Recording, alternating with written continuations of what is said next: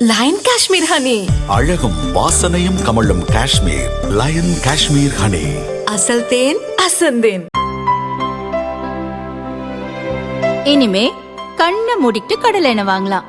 ஏன்னா மந்த்ரா கடலை எண்ணெய் இதயத்தின் தயாரிப்பு. வறுக்க பொரிக்க ஏன் எல்லா சமையலுக்கும் மந்த்ரா தான். மந்த்ரா கடலை எண்ணெய், அபார ருசி, ஆரோக்கியமான உடல் நலம். அமெரிக்காவின் சர்வதேச மத சுதந்திர ஆணையம் உலகம் முழுவதும் மத சுதந்திரத்தை கண்காணித்து கொள்கை ரீதியாக அந்நாட்டு அரசுக்கு சில பரிந்துரைகளை வழங்குகிறது. இந்த ஆணையம் 2025க்கான அறிக்கையை சமீபத்தில் வெளியிட்டது. அதில் இந்தியாவில் மத சுதந்திர அத்துமீறல்கள் நடக்கின்றன.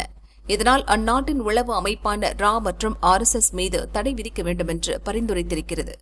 இதற்கு மத்திய அரசு கண்டனம் தெரிவித்த நிலையில் இந்தியாவின் 275 ஓய்வு பெற்ற நீதிபதிகள், IAS அதிகாரிகள், ராணுவ உயரதிகாரிகள் பரபரப்பு அறிக்கை வெளியிட்டுள்ளனர்.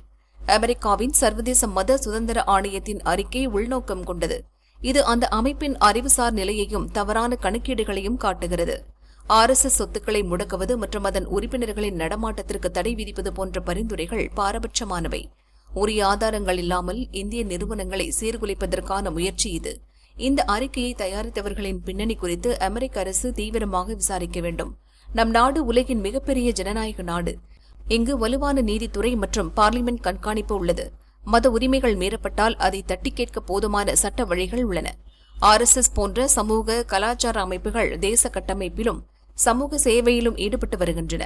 விமர்சனங்கள் ஆதாரங்களின் அடிப்படையில் இருக்க வேண்டுமே தவிர அவதூறுகளாக இருக்கக்கூடாது. இந்த தன்னிச்சையான அறிக்கை இந்திய அமெரிக்க உறவுகளுக்கிடையே விரிசலை ஏற்படுத்த முனையும் சில மறைமுக சக்திகளின் வேலை என்று அந்த அறிக்கையில் சாடியுள்ளனர்.